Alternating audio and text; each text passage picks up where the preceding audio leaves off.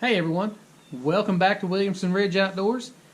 Today I'm going to get my wood stove going. It is October 17th and we haven't fired up the stove yet for this season, and this morning got up and it's about 60 degrees in the house. It's not real cold, but I mean it's chilly, and when you get up in the morning you got that chill going on, you know, and it just feels extra cold because you're just trying to wake up and all that, and it's just cold feeling. So we're going to get our wood stove going and start getting a little heat in the house. Also switch our water tank over to the wood burner. Also, the way we've got ours set up, our wood burner heats our water, but we have it to where that when we shut our wood burner down, we can switch back over to electric on our hot water. So real easy process. I'm just going to take you through today and just kind of show you how we go about doing that. So first things first, we're going to split up some kindling, get a good little stack going. That way we've got a bunch of small fine stuff to get started.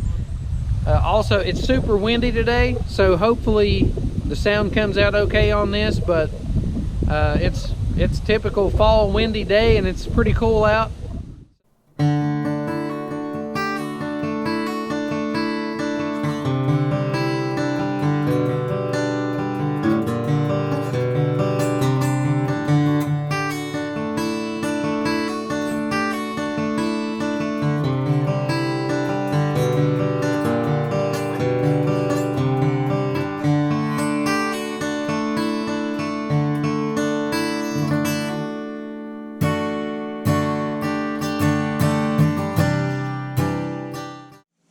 So we got our kindling split up, and we're going to take and cut up some cardboard and put in there, and then stack the kindling around it kind of in a teepee shape. That way it kind of breathes good and will catch on fire.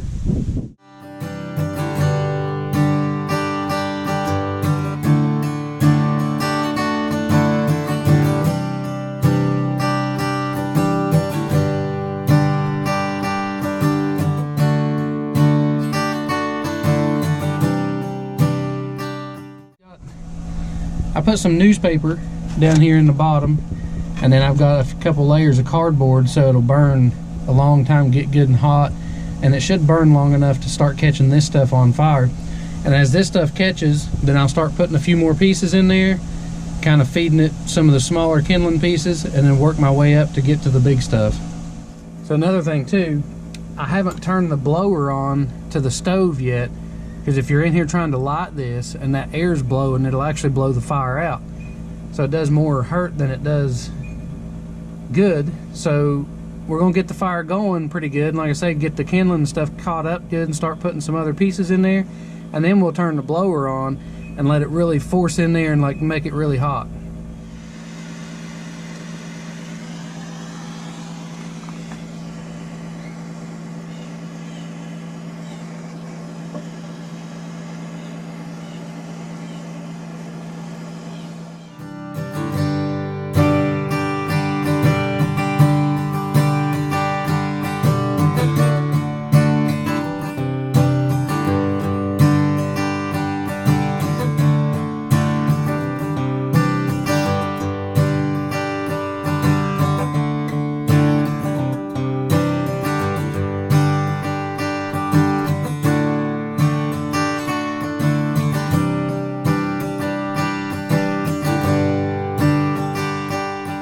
You know when it's about to catch up and start doing good, when you hear that wood start popping and cracking, then you know she's ready to go.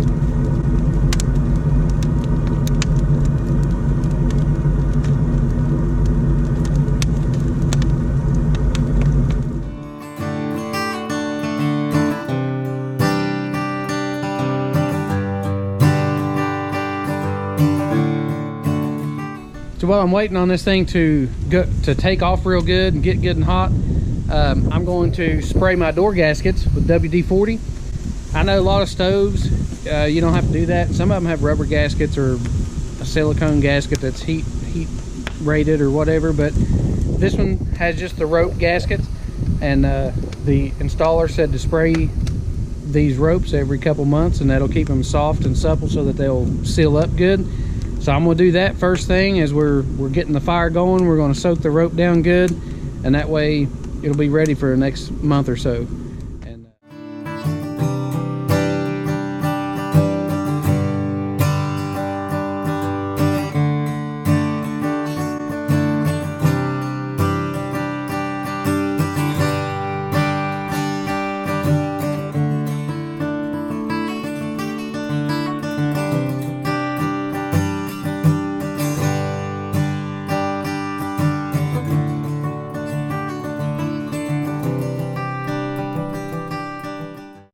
So we got both the gaskets sprayed down, and it's not even hardly smoking anymore, which means it's catching up real good. So I'm going to go ahead and throw a few more pieces in there to hold it for a little while, and go in through the house and turn off the hot water tank and turn the hot water to it, and then send the hot water to the furnace so that I can turn the heat on in the house, and we'll have hot air blowing out into the house, and I'll show you how that works. We come out here, we flip off the breaker. Our hot water tank is now, I mean, it's pretty much ready. When we turn water on in the house, like the hot water, then the hot water from the stove actually goes into the hot water tank. So the hot water tank then is basically a storage tank that no longer runs on electricity.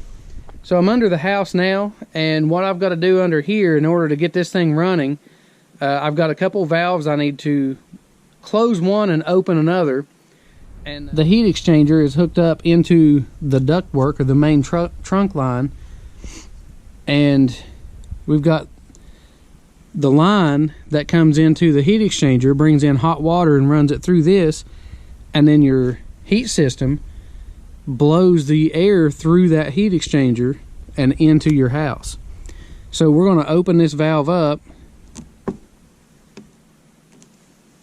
and then we're going to go over here, and what this is a crossover. Whenever you've got that one closed and this one open, it lets the water still circulate through the system, but it doesn't make it over to the heat exchanger. So we've got to close this one off, and then that'll feed it to the heat exchanger, so it'll run through our heat system. And the reason it's set up like this is because you still want the water to circulate, especially because we're still you could still heat your hot water, but if you run the heat exchanger in the summertime and trying to blow your air conditioner through it, you can't cool your house down if that heat exchanger is hot. So you have to shut the water off to it.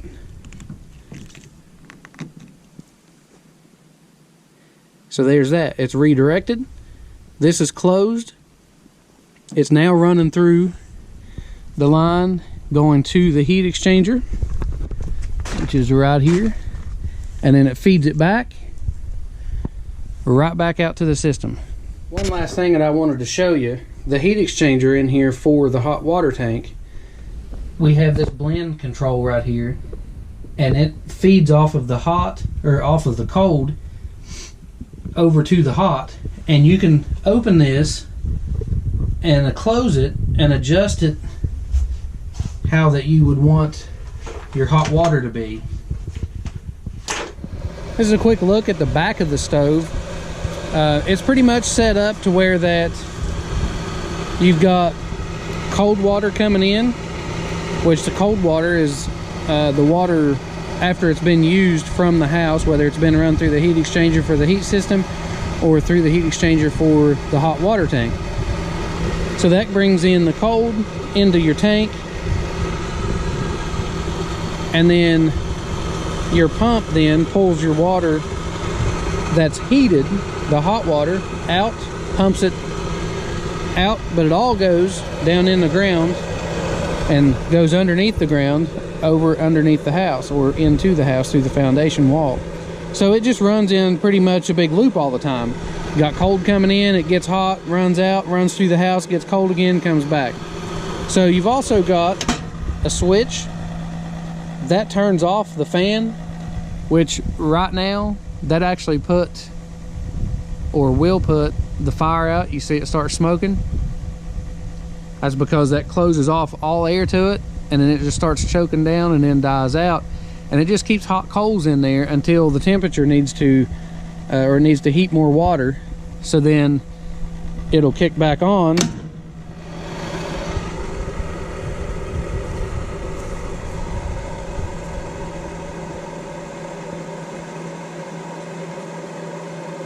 And you can see the smoke starting to kind of clear back up. The flame has really kicked back up on the inside. Which right now, the water started about 50 degrees. We're about 75, 80 degrees right there. It takes it a little while to heat up. We're going to heat all the way up to 180 degrees. Actually, I forgot, I have this one set about 170.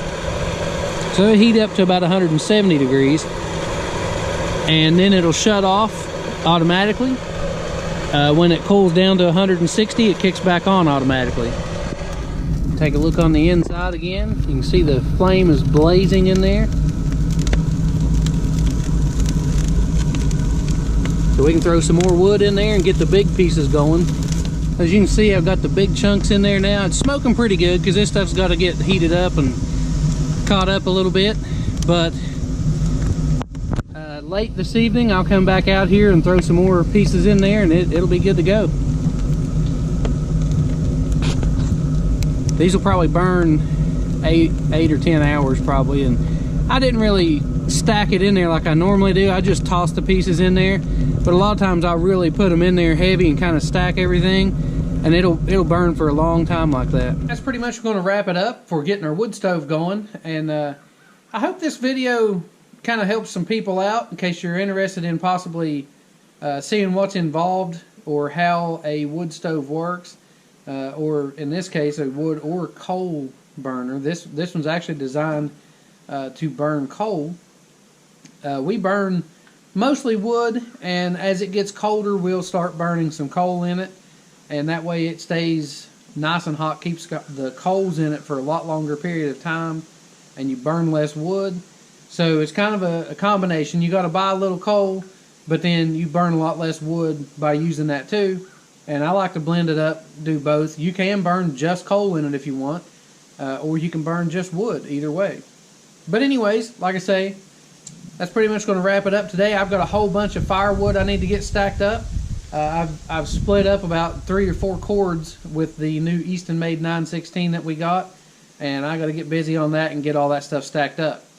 So, until next time, if you like videos like this, make sure you click that like button, subscribe, and thanks for watching.